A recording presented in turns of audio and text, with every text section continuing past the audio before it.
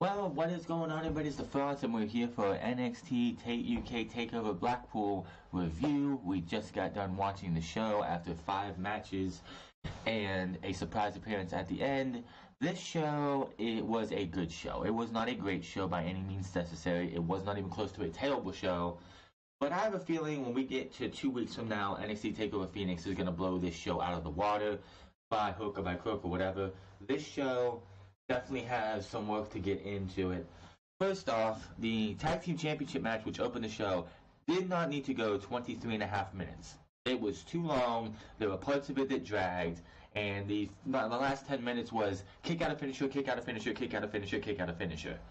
It ruins a match when all you see is tag team finishers, which should end a match, get kicked out of. We go to the Women's Championship match, and both finishers kicked out of at least once. We go to the final match, which was the heavyweight, which was the UK Championship, and kick out a finisher, kick out a finisher, kick out a finisher. It's just no, that ruins the show. I don't care when anyone says, "Oh, he kicked out a finisher." It builds anticipation. Yeah, if you do it one time.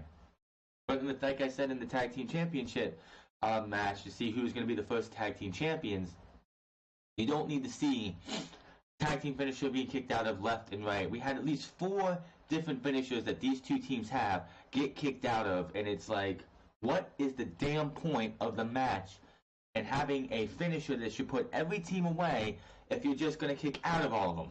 It just ruins the show. We had 2 surprises actually on this show when we had Jordan Devlin, who was supposed to take on Travis Banks in his match. Obviously, Travis Banks is still recovering from some kind of injury or something because he was taken out. He was attacked before the show went on the air. They actually did a video in the pre-show for Jordan Devlin attacking Travis Banks, and they said it was a knee injury.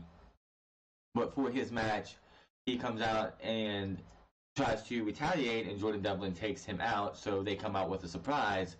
And if you watch the Performance Center opening for the NXT UK brand, you would probably tell of the people who were there, the superstars of Raw and SmackDown who were there, who that was. So 3 championships on the line, a hardcore, a no disqualification match that, oh boy, buddy, I thought Tyler Bate was strong, but Eddie Dennis showed true strength tonight. The first match of the night, of course, was the Grizzled Young Vets of James Drake and Liverpool's #1, because you got to say Liverpool's #1. Zach Gibson versus Mustache Mountain of Tyler Bate and Trent Seven. This match began with Bate and Gibson starting squaring up. They did mention that this was a clash between the 2017 and 2018 UK tournament winners. Since the UK Championship, the UK NXT UK is now a brand. I honestly don't think we'll see another UK Championship tournament out there. So these are your 2 winners of the NXT UK tournaments of 17 and 18 clashing at the beginning. When they lock up in that has Gibson maneuvering Bate to the mat. Bate with his back on his feet and tries to reverse, but Gibson with a wrist lock takedown. Gibson uses his knees to keep Bate grounded, but Bate gets up and uses a leg scissors takeover to send Gibson over. Gibson tries to nip up and escape, but Bate puts him in a head scissors to keep him down. Gibson wriggles out and puts Bate in a couple pinning predicaments for 2 counts. Bate bridges up and nearly gets to his feet, but Gibson shoves him down. Bate uses his upper body strength to flip behind Gibson, and the 2 stand off. They go around a little bit more until Gibson Bate escapes and hurts a Hurricane Rana on Gibson, and he tags in 7.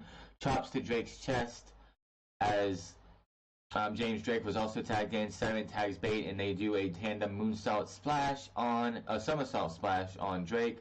Gibson pulls Drake out of the ring and allows him a moment to collect himself. Drake comes back in the ring, and Bate performs a series of reversals around Drake until they get a pin for a 2. Drake gets a headlock and comes off the ropes as Gibson tags in.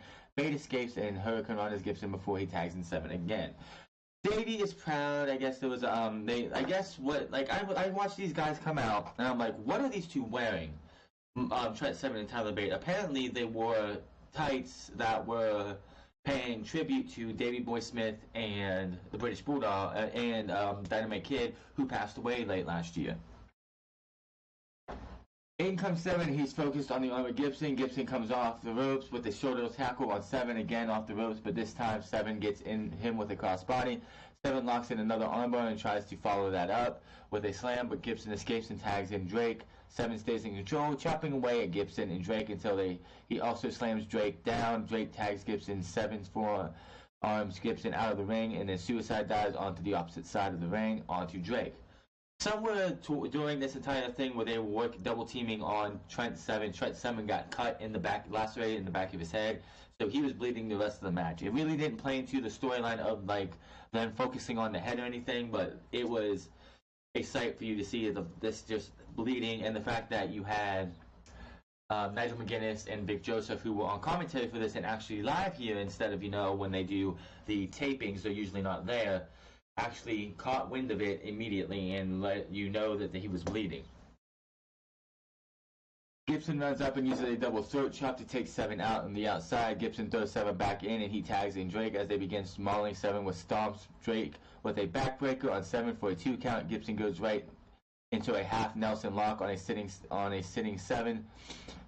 7 tries to escape with a knee to the abdomen, but Drake throws him out of the ring, tags in Gibson, and he and Gibson use a combination attack to drop 7 on the floor. Gibson tosses 7 back into the ring and tags Drake back in. Drake hits 7 with a nasty discus forearm and pins him for a 2 count, and I believe it was the discus forearm by James Drake that cut him open.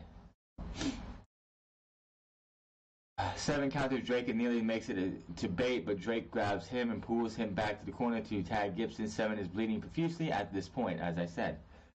They keep beating the heck out of him for a good while, but Bate finally does tag in and puts James Drake in an airplane spin. He ends up hitting Zack Gibson in the face with Drake's feet, drops Drake onto Zack Gibson, and then picks both of them up and starts airplane spinning both of these guys during this match. And I'm thinking here, this guy is ridiculous. This guy is mighty strong.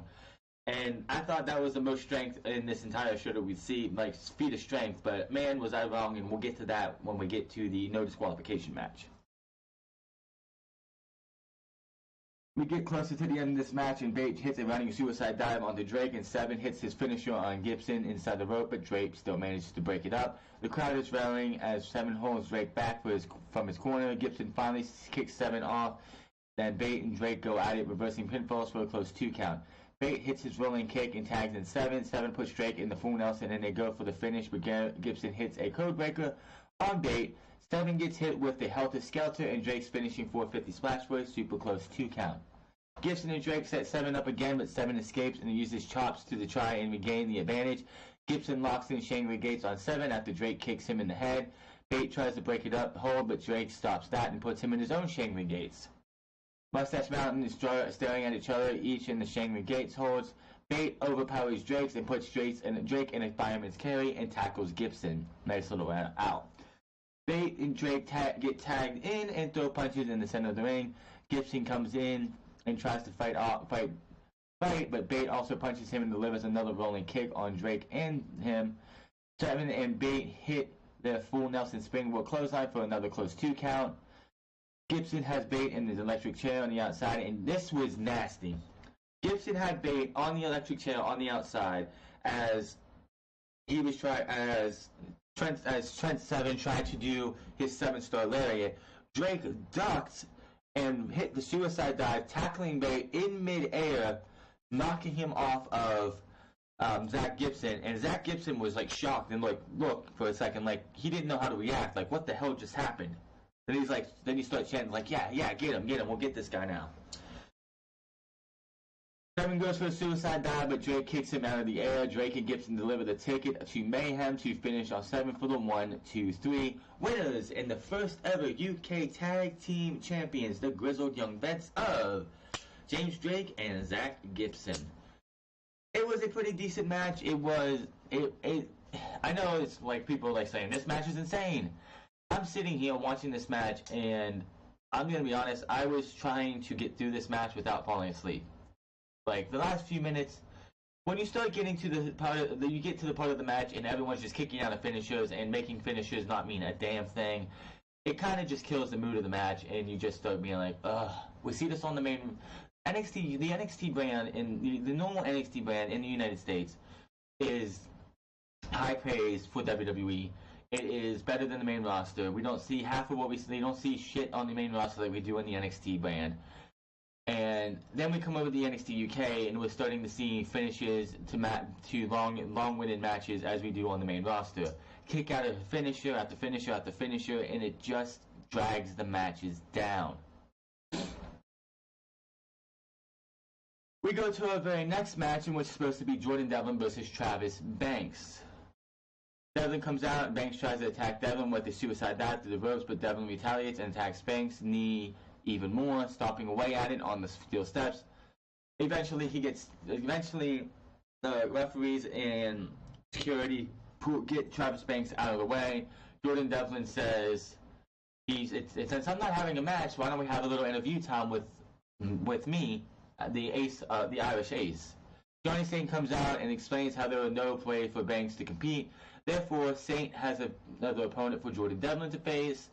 And I was thinking, and as soon as the lights went down, the crowd went crazy because they all pictured who it's going to be, and it was Finn Balor. So we have Jordan Devlin versus Finn Balor. This was a good match, and what I like about this match and the next match is that they paced themselves well. Excuse me. They paced themselves well, and they didn't go too long. They weren't too short. They were just the right amount of time. But Devlin and Balor meet face to face in the center of the ring, and Devlin just slaps the taste out of Balor's mouth. Jordan Devlin's going to go for it again, but Balor retaliates with some punches, a kick to Devlin's abdomen, and a running drop kick. Balor with a sling blade, and he climbs to the top rope, but Devlin rolls out. Balor comes to the outside and tosses Devlin back inside the ring. Devlin rolls out once again, and Balor comes around the corner with a running forearm on Devlin's head. Well, Balor tosses Devlin back in, and as Balor climbs back inside, Devlin with a hard kick to the rope that causes Balor to fall to the ring. It could have came close to a low blow with the assist of the ropes, but the ref used his discretion, but we're just gonna let this match continue on. Devlin goes up to the attack on the outside, hitting Balor with punches and kicks, ramming him against the ring apron. Devlin tosses Balor back inside the ring and hits his standing double stomp on Balor. Devlin taunts Balor with his own pose and then chokes Balor on the ropes. Balor comes off the ropes with a sunset flip, turned into the drop kick. So a drop kick to Devlin's face. Devlin comes running after Balor in the corner, but he's hit with a kick to the head.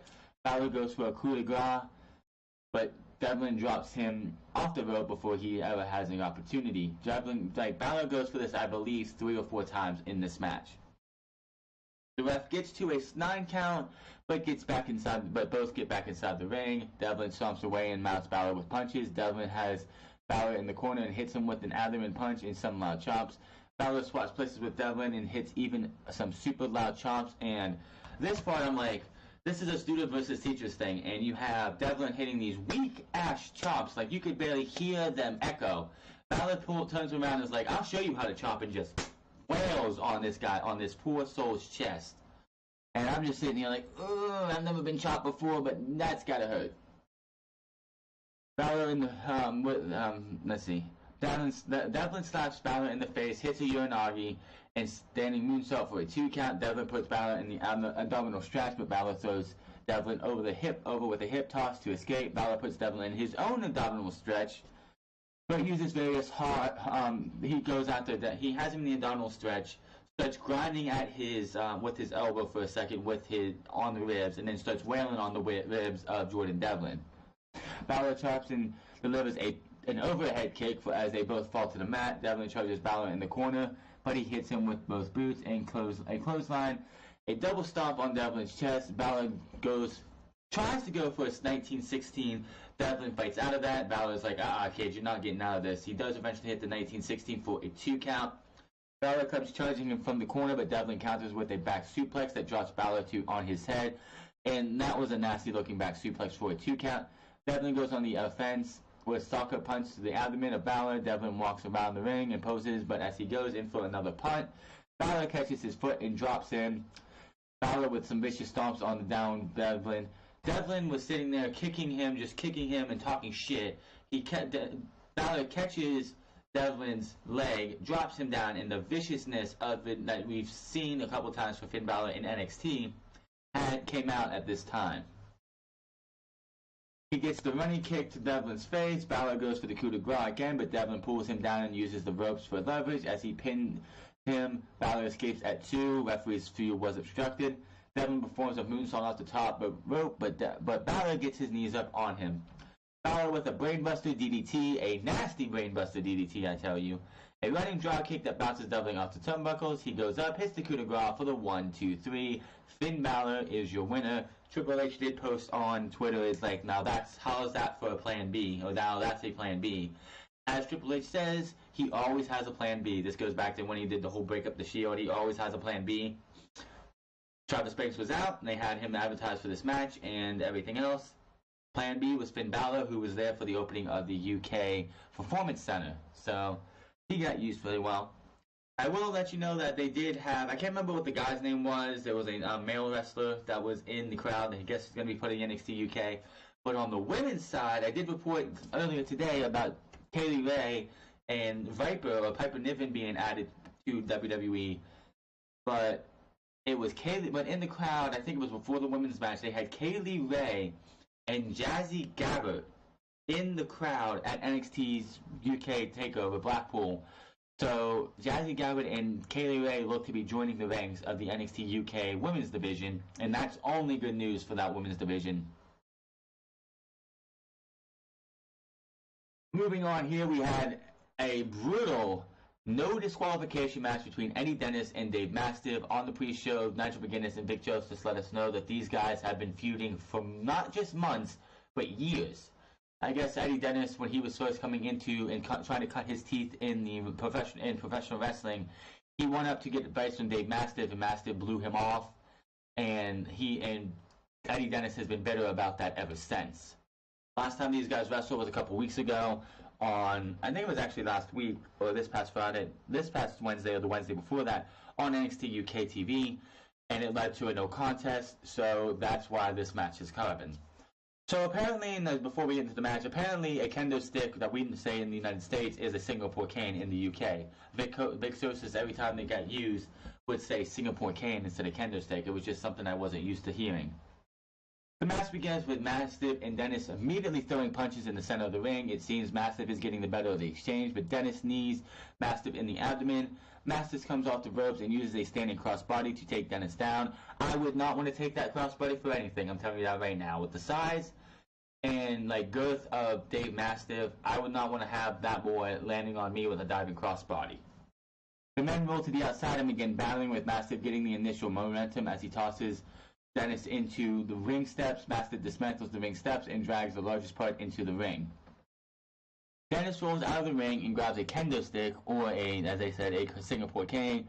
As Mastiff tries to get to the apron, Dennis starts attacking him with the cane. Dennis tears apart the padding on the outside, and unlike this, they were in a hall, so you think usually when they pull the thing out, you're going to see concrete. No, this was wood, and this probably wasn't any flimsy wood. This is probably some thick oak wood that was seen outside the ring. He then travels back inside the ring, and Dennis uses the cane again to deliver a side Russian leg sweep for the 2 count. Dennis chokes Mastiff with the cane again, but Mastiff battles his way out in the predicament. Dennis goes for another swing as Mastiff's head, but he catches the kendo stick and starts whacking Dennis with it. Those shots that came from Dave Mastiff looked like he wasn't holding back.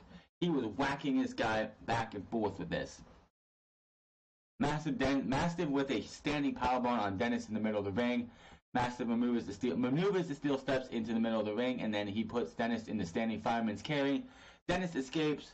Mastiff comes off the ropes. Dennis actually catches him and delivers a tilt-a-whirl uranagi on the steel steps. He catches Dave Mastiff, and you could tell that he had to let this guy go soon, because you could just see his knees and ankles were just shaking. Like, this dude looked like he was holding the entire world up with how his legs were shaking. It's a tilt-a-whirl uranagi, and I'm like, holy shit. And this is not the last thing in this entire match that he actually does. Dennis can't put Mastiff away, so he goes to the outside and grabs a steel chair. Actually, I believe he throws him away. He grabs the ring announcer. Grabs the ring announcer and throws him away and grabs his chair. Mastiff catches him with a deep Samoan drop. Mastiff climbs to the second rope, going for something, but Dennis catches them and connects. And I can't believe he even did this with a Razor's Edge crucifix powerbomb for a 2 count. Eddie Dennis in this entire night showed that Tyler Bate might be strong, but this guy is like Superman strong. Holy hell, the fact that he was able to hold this guy up, not only for a tilt-a-whirl Uranagi, but hold him up to be able to hit and execute a Razor's Edge. Was it a Scott Hall type Razor's Edge? No. It was more of a Razor's Edge throw-down powerbomb, but he still was able to hold Dave Mastiff on his, like, the lats of his shoulders for a few seconds before he actually hit that.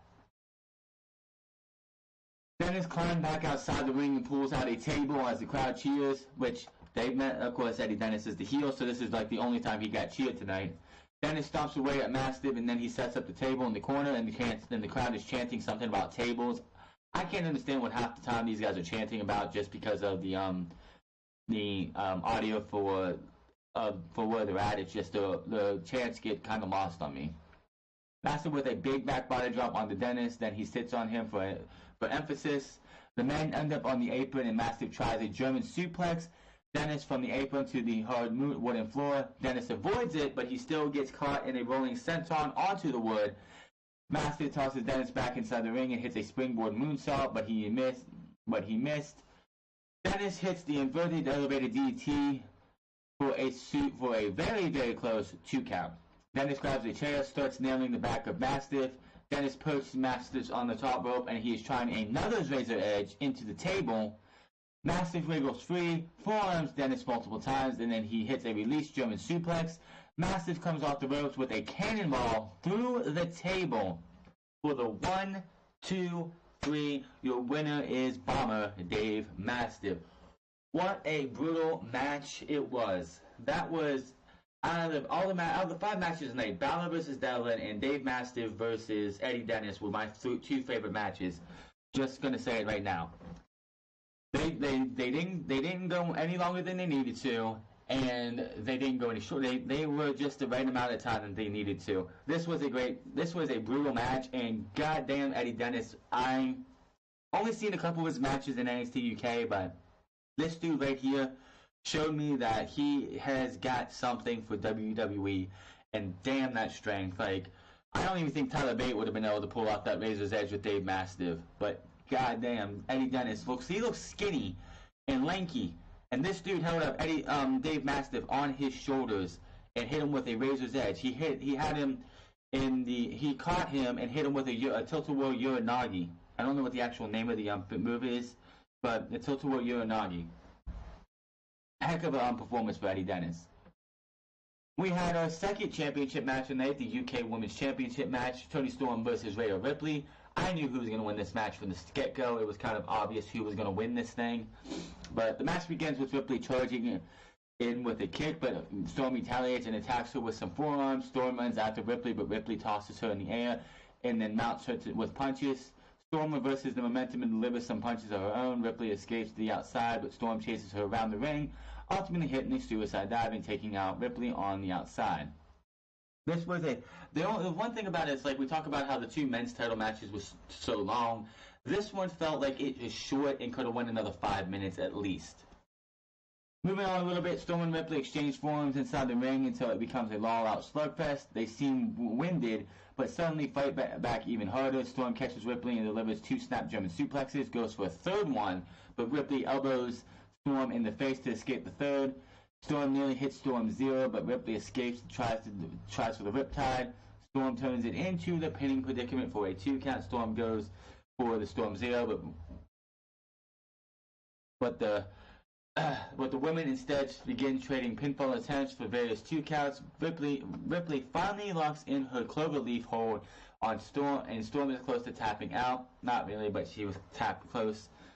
Storm rolls through and turns it into an ankle lock hold. Ripley is caught in the center of the ring, but she scurries over the rope, and the hold is broken. Storm with a hip attack that nails Ripley in the corner. Storm with a snap German suplex and a bridge pin for another 2 count.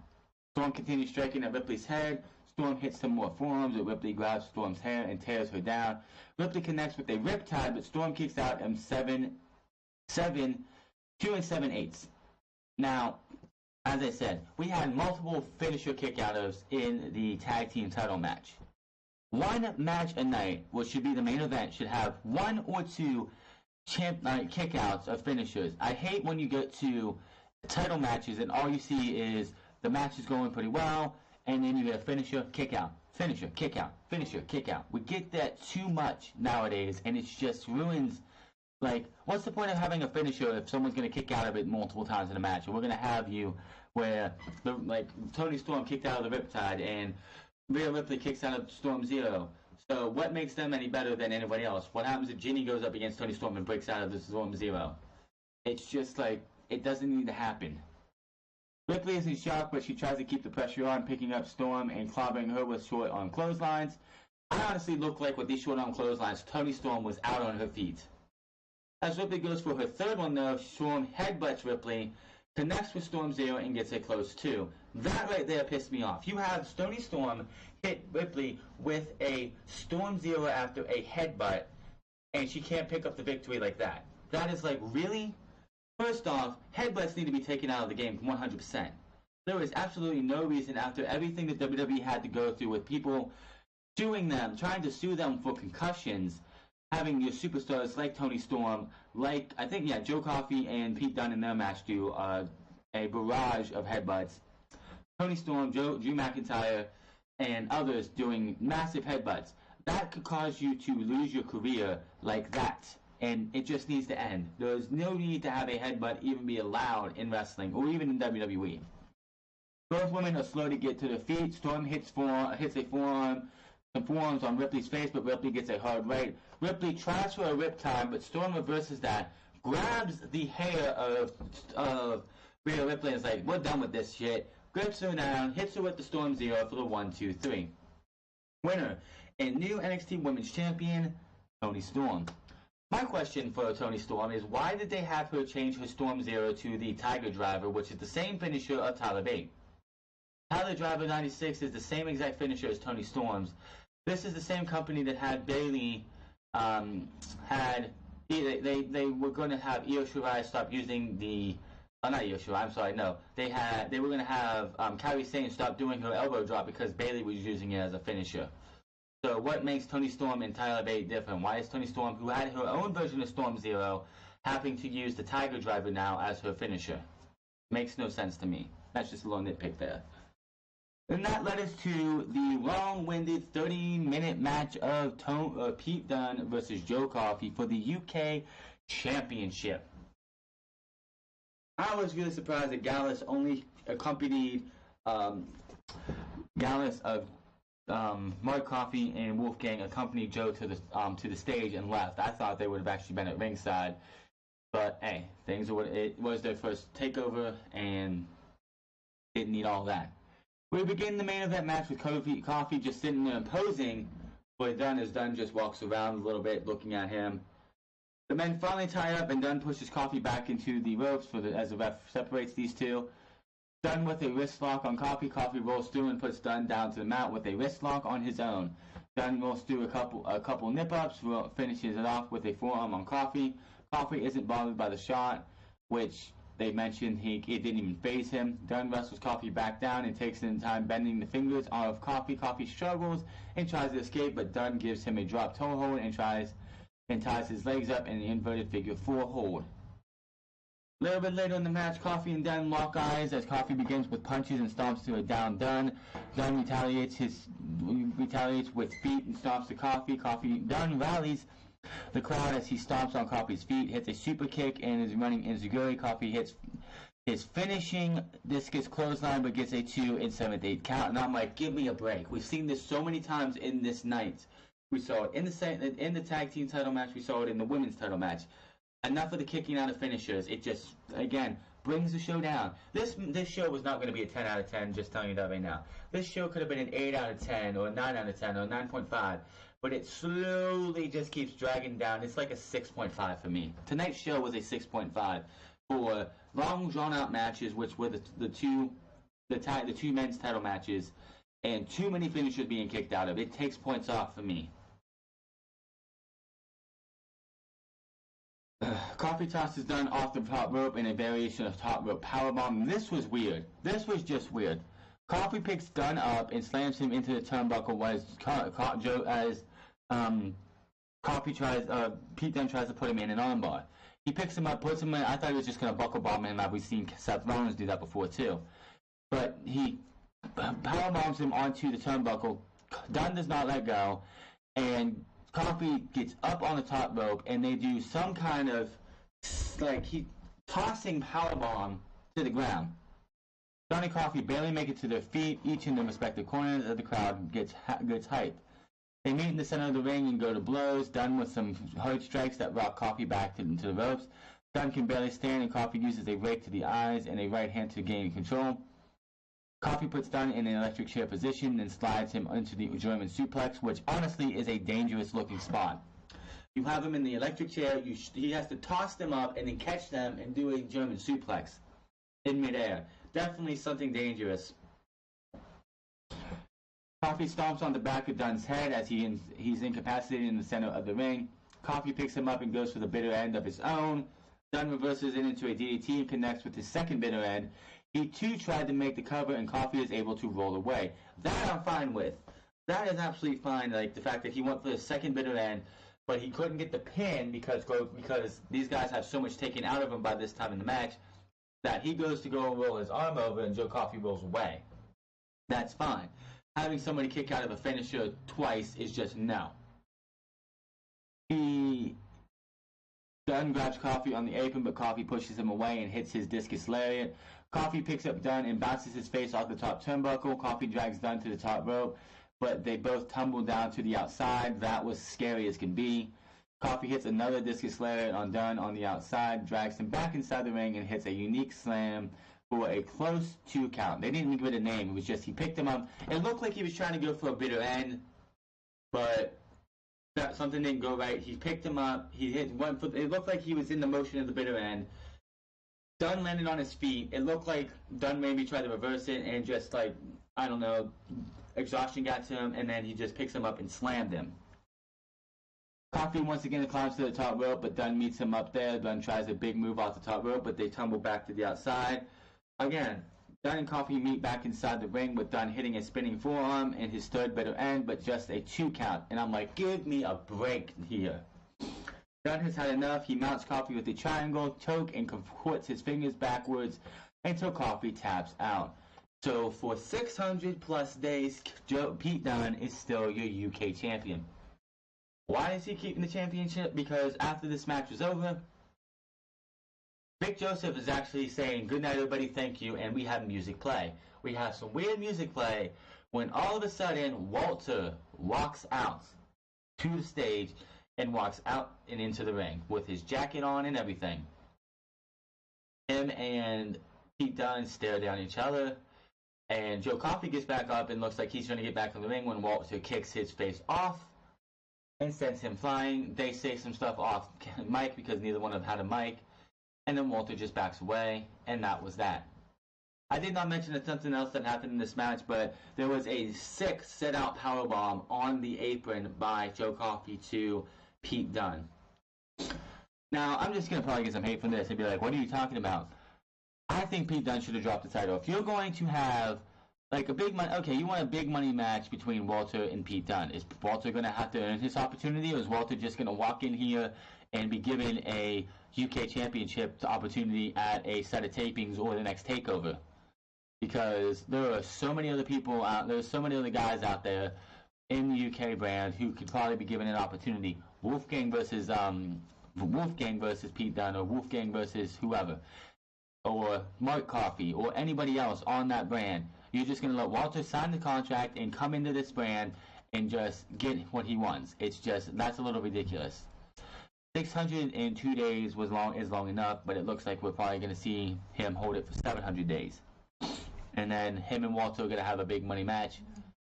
Of course, this is a UK brand, and I'm probably not going to cover it after this because this show was not even close to a perfect show.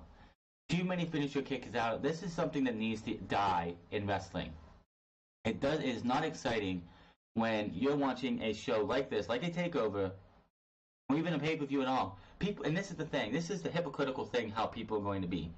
They will sit there and be like, "Oh my God, this is a great match," and then you have Seth Rollins versus Seth Rollins versus Drew McIntyre, and both of those guys kick out of the finishers and like, "Oh, this match is terrible." They're just like, quit being hypocrites. I would talk about it then. I'm talking about it now. Too many finishers kicked out of in every single match that they were done. Dave Mastiff and Eddie Dennis didn't have that. Finn Balor and Jordan Devlin didn't have that. Why the hell were the other 3 matches making it so that finishers meant absolutely nothing? I don't like that, and it gets pain in the ass when you see it in title matches or big matches all the time. It was a big deal back when when one time it's like you've never seen it before, and then boom, somebody kicked out of a finisher for the first time ever, and now WWE in the UK seems to be doing it too. WWE has to have that, and it just ruins a good match. You could have a 5-star quality match that just gets ruined because you decided to have somebody kick out of, like you had like these matches that ended, like the Joe Coffey match tonight against him. There was a powerbomb spot on the apron. Both men were down for a bit. Joe Coffey should have been able to get Pete Dunne in there, but by the count of 9, roll him over, 1, 2, 3. That should have been end of the match right there, but no. It was just another setup spot. It was just another spot in the match. That is what's wrong with WWE. We don't see that much that bad in NXT, but this was just one of those. I went in this show with an open mind, open book, didn't think anything of it, and then the tag team title match left a bad taste in my mouth because all we see is the Mustache Mountain finishers being kicked out of. Grizzled Young Vets had finishers they were kicked out of. It's just enough is enough. The women's title match, both women kicked out of each other's finishers. It's like, oh, well, they're just showing you how much they want the title. It's bullshit. Can you tell me back in the day how many times a title match would happen and you would see multiple kicks out of, like finishers kicked out of? It doesn't need to happen as often. And 3 matches out of a 5-match card having multiple finishers kicked out of just kills the show. And it could have been, had they not had all that, it could have been like, it goes from a 10 to a 9 to an 8 to a 7 to a 6.5. It is a 6.5 for me if I was to do a grading scale, a number scale. This show could have been better than it was. And, we had the surprise of Finn Balor, which the fans guessed way before his music even hit or the lights went out. And the Walter surprise was awesome, too. Kaylee Ray and Zazie Gabba. Zazie Gabba was a surprise. I didn't hear anything or see anything about her signing with WWE. But Kaylee Ray and Zazie Gabba are going to be on the NXT UK brand. That's awesome. But that's my little rant on that. But this could have been better. It wasn't a bad show. It wasn't a terrible show. The wrestling was good. I'm going to say that right now. The wrestling was good. But the booking decisions on how you book these matches or to produce these matches for the 3 title matches just left me scratching my head sometimes. The women's match seemed a lot shorter than it should have been. It felt like they could have went another 5-10 minutes. The tag team title match went way too long, or it just dragged. I looked at the times on Wikipedia for each one of these matches, and I'm shocked that the tag team title match was not the longest match of the night, because my word, that match seemed to drag on and on until we got to the last few minutes. That's not a good thing, and it does. And having a 27-minute match in the last 5 minutes being super exciting does not make a great match. None of these matches were even 4-star quality in my opinion. 4.5-star, nah. Just too much of the same shit in all the title matches, and it's something that they need to clean up. We don't need to see a tag team match going on for the tag team titles and a team like Mustache Mountains, which has 3 or 4 different finishers, getting all of them kicked out of. We don't need to see the women's championship match where both women's finishers are kicked out of, and it takes 2 to get them done. Oh, they're just showing the determination. No, it kills the show. This show I'm just sitting here and I'm like, oh, give me a break. This is ridiculous. Over and over. I have never in my entire time watching the NXT takeovers for Full Sail, sitting there and be like, oh my god, give me a break. Too many finishers kicked out of. This was NXT Takeover Blackpool finishers kick out of, because we've seen way too many of those tonight. The surprise of Finn Balor, the son of Hazel Walter, Kaylee Ray, Jazzy Gabbert were awesome.